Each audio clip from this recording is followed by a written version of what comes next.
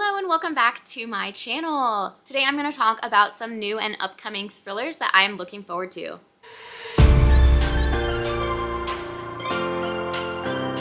So once again, welcome back. I'm so glad you decided to click on this video. So like I said, today I'm going to talk about some thrillers that are coming out or have come out recently.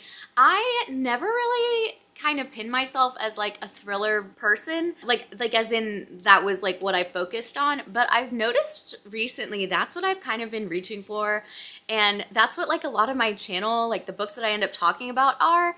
And I certainly like to think that I read in a variety of genres, and like I really do, but I've just been really geared towards thrillers lately. And so I kept noticing when I was trying to put together a list of upcoming books that I'm excited about, like 80% of them were thrillers or mysteries. So I was like, all right, listen, we'll just do a whole video of mysteries, thrillers, and then we'll do another upcoming and recent release video of other stuff. So that's what we've got here. So let's just get into it. So the first one on this list is None of This Is True by Lisa Jewell. Now this came out on July 20th, and I actually have already read it and I loved it. This was 5 stars, easily one of my favorite thrillers of the year, if not ever, but it was fantastic. So I'm just gonna read you a quick description, and I mean, I guess I could explain it in my own words, but we all know that's maybe not my strongest suit, so here we go. Celebrating her 45th birthday at her local pub, popular podcaster Alex Summers crosses paths with an unassuming woman called Josie Fair. Josie, it turns out, is also celebrating her 45th birthday. They are, in fact, birthday twins. A few days later, Alex and Josie bump into each other again, this time outside Alex's children's school. Josie has been listening to Alex's podcasts and thinks she might be an interesting subject for her series. She is, she tells Alex, on the cusp of great changes in her life. Josie's life appears to be strange and complicated, and although Alex finds her unsettling, she can't resist the temptation to keep making the podcast. Slowly, she starts to realize that Josie has been hiding some very dark secrets, and before she knows it, Josie has, I don't know this word, unveiled her way into Alex's life and into her home. But as quickly as she arrived, Josie disappears. Only then does Alex discover that Josie has left a terrible and terrifying legacy in her wake, and that Alex has become the subject of her own true crime podcast, with her life and her family's lives under mortal threat. So this was just, I didn't have really any expectations. I've read a couple Lisa Jewell books in the past, but nothing that like blew my mind. But everyone else was very excited about this, and I did get a copy from Atria Books, so thank you to them for the copy, and I was like, well, guess I'll read this, and I loved it. There were, you know, a normal narrative from the perspective of Josie and from Alex, sort of. It wasn't from their perspective, but like following their story in the third person, however. And then we got like bits of a Netflix show that was made based on the podcast that was recorded. So this is like much further into the future, and there's all of these little like interviews with like random people that are interacting with Josie or with Alex, and it's just like the end of it will be like, I never could have known what was going to happen next. And like, I didn't make that sound very interesting, but it's really cool. It's one of those sort of tropiness things that just makes you keep reading, because I just couldn't, I'm like, well, what are you talking about? What happened next? So I really, really loved this, and I think that this is a really fun thriller for summer, fall. Next is Prom Mom by Laura Lippman. This came out on July 25th. So I haven't actually heard a ton of people talking about this, and as I was making this list, I was kind of starting to question if this was in fact a mystery thriller. I think it might be more towards like domestic suspense, maybe. I have read a lot of Laura Lippman's books in the past. Her Tess Monahan series was one that I really enjoyed as like an early 20-something. And so I'm excited to read this book by her as well. It is a little, I think it's on the shorter side, like under 300 pages or right around there. So I definitely am looking forward to this. I have it on hold at the library, but here is the synopsis. Amber Glass has spent her entire adult life putting as much distance as possible between her and her hometown of Baltimore, where she fears she will forever be known as Prom Mom, the girl who allegedly killed her baby on the night of the prom after her date Joe Simpson abandoned her to pursue the girl he really liked. But when circumstances bring Amber back to the city, she realizes she can have a second chance, as long as she stays away from Joe, now a successful commercial real estate developer married to a plastic surgeon Meredith, to whom he is devoted. The problem is Amber can't stay away from Joe, and Joe finds that it's increasingly hard for him to ignore Amber, if only because she remembers the boy he was and the man he said he was going to be.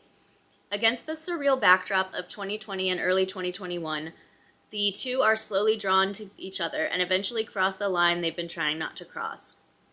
So, I mean, it kind of sounds like it's like almost a second chance romance, but I feel like there's got to be more to it than that.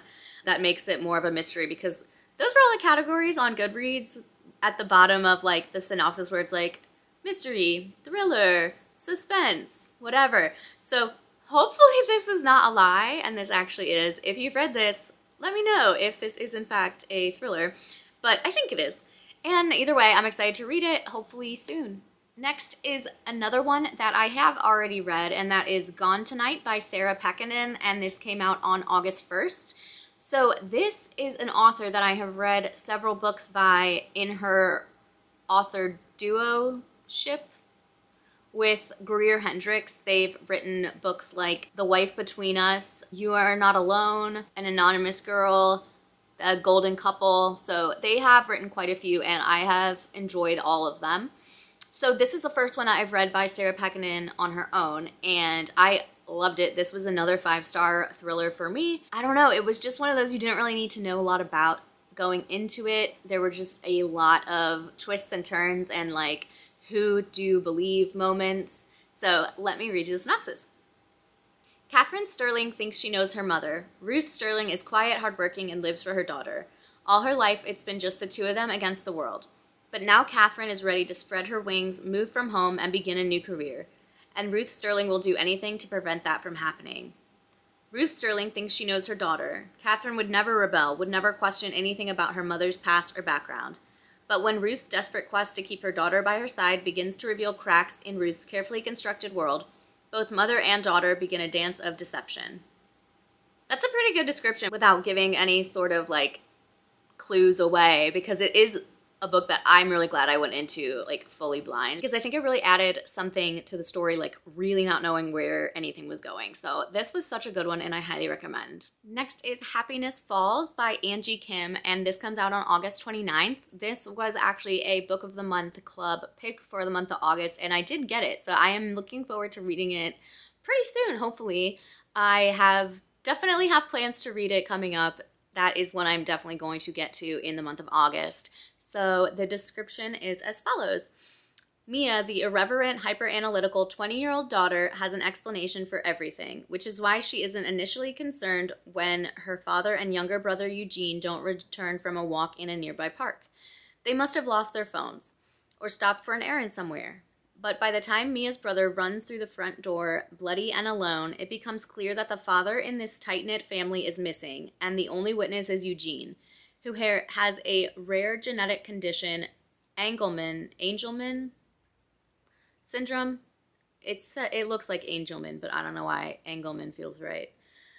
And cannot speak. That's all you need. That's the important part. And what follows is both a ticking clock investigation into the whereabouts of a father and an emotionally rich portrait of a family whose most personal secrets may just be at the heart of his disappearance. I love books like this that kind of combine, I guess, thriller aspects, suspense aspects with just like really like family drama sort of situations. And I know that Miracle Creek, which was Angie Kim's debut, got incredible reviews and was really, really well loved. I have not read it, but it's one of those that's just been like lurking on my TBR, and I never get to it because I like see something shiny and new to read. So hopefully I'll read this and then I'll be, convinced to go back and make sure I read Miracle Creek. But that sounds really, really good to me. I'm really looking forward to reading that. And again, that comes out on August 29th. Next on my list is Hemlock Island by Kelly Armstrong, and this comes out on September 12th. I talked about this one briefly in a haul video I recently did, but we're gonna talk about it again. This one is as follows.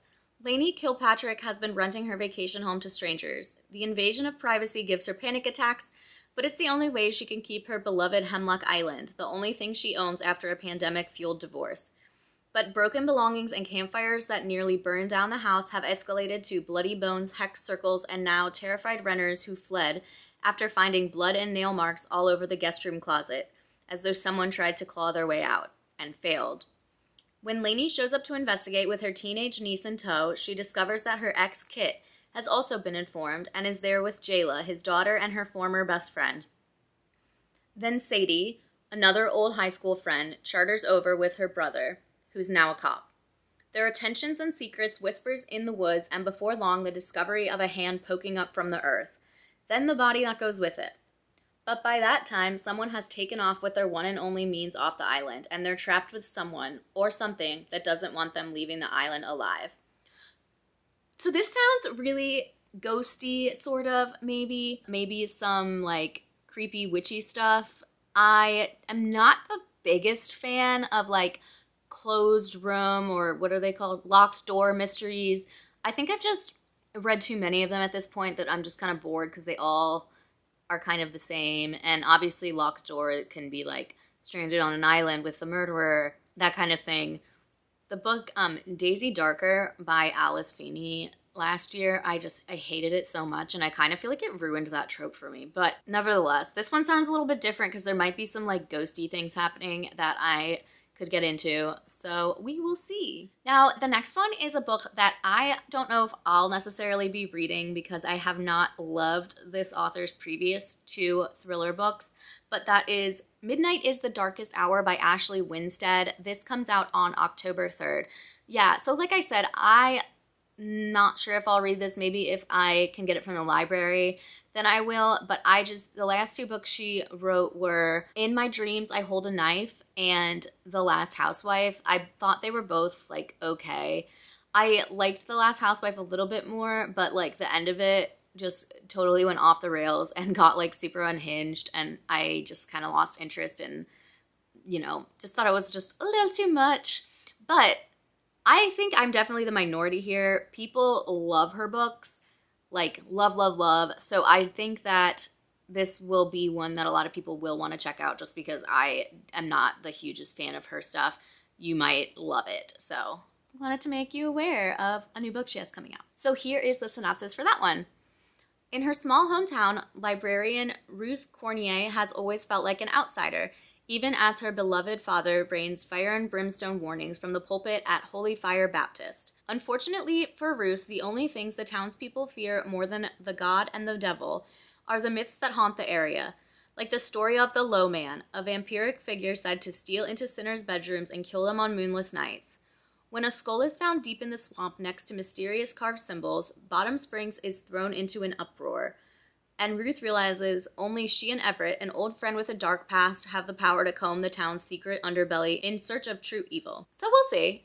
I mean, I actually like the sounds of this. It kind of is, like, I like stuff with, like, spirits and, like, as much as I am a staunch atheist, I find, like, stuff with religion thrown in there interesting and fun to read about. So, I don't know. That could actually be better than I thought. I'll probably still try to get it from the library or borrow from a friend or something, but I might read it after all. That comes out October 3rd. This next one I am so excited about, and I'll tell you why in just a second, and that is Christmas Presents by Lisa Unger. This comes out on October 24th. So I love holiday books. Christmas is my favorite time of year, despite being raised Jewish and not celebrating it growing up. It is just, I love Christmas. I love Christmas books. I love Christmas movies. I love all of it. And a lot of Christmas books are so geared toward romance and that kind of like Hallmark sugary sweet, which don't get me wrong, I love. I have the Hallmark channel on like round the clock from the beginning of November until they take out the Christmas movies. So I love those. But I also like to read other kinds of genres when it comes to like holiday reading. And so this is sort of a thriller horror novella, and I am just so excited to get to it. This is a really long synopsis, so I'll just bear with me a second. Madeline Martin has built a life for herself as the young owner of a thriving business, the Next Chapter Bookshop, despite her tragic childhood and now needing to care for her infirm father. When Harley Granger, a failed novelist turned true crime podcaster, drifts into her shop in the days before Christmas, he seems intent on digging up events that Madeline would much rather forget. She's the only surviving victim of Evan Handy, the man who was convicted of murdering her best friend Steph, and is suspected in the disappearance of two sisters, also good friends of Madeline's, who have been missing for nearly a decade. It's an investigation that has obsessed her father, Sheriff James Martin, right up until his stroke that took his faculties. Harley Granger has a gift for seeing things that others miss. He wasn't much of a novelist, but his work as a true crime author and podcaster has earned him fame and wealth, and some serious criticisms for his various unethical practices. Still, visiting Little Valley to be closer to his dying father has caused him to look into a case that many people think is closed, and some want reopened. And he has a lot of questions about the night Stephanie Kramer was killed. Ainsley and Sam Wallace disappeared, and Madeline Martin was left for dead, bleeding out on a riverbank. Since Evan Handy went to jail, 3 other young women have gone missing, most recently a young college dropout named Lolly. 5 young women missing in the same area in a decade. Are they connected? Was Evan Handy innocent after all? Or was there someone else there that night, someone who is still satisfying his dark appetites? As Christmas approaches and a blizzard bears down, Madeline and her childhood friend Badger return to a past they hoped was dead, to find the missing Lolly and to answer questions that have haunted them both, discovering that the truth is more terrible and much closer to home than they think. That is like a very long-winded description. I don't know if we needed all of that, but I'm ready. I love that kind of Christmas murder. It sounds great. I am really excited. And the last one on this list is The Other Mothers by Catherine Faulkner. This comes out on December 5th. This is the same author as Greenwich Park, which was a book I read a couple years back and I really, really enjoyed. Definitely more of a like creepy domestic sort of suspense versus like a straight up like thriller. But I am really looking forward to it. So here we go. When a young nanny dies under mysterious circumstances near new mom Tasha's home, she is certain that this could be the story to relaunch her journalism career. Meanwhile, she also needs to find a local playgroup for her son. Nearby is the gorgeous neighborhood filled with wealthy and friendly families, stunning houses, and lavish playdates. But when another young woman is found dead, it's clear there's much more to the community than meets the eye, and the more Tosh investigates, the more she's led uncomfortably close to the mothers in her son's playgroup. Are these women really her friends?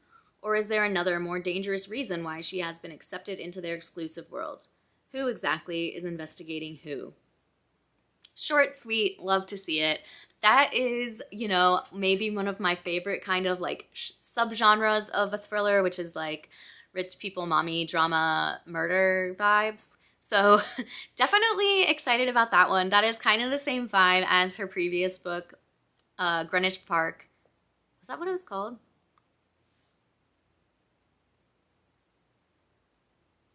Yes, Greenwich Park. It's right there.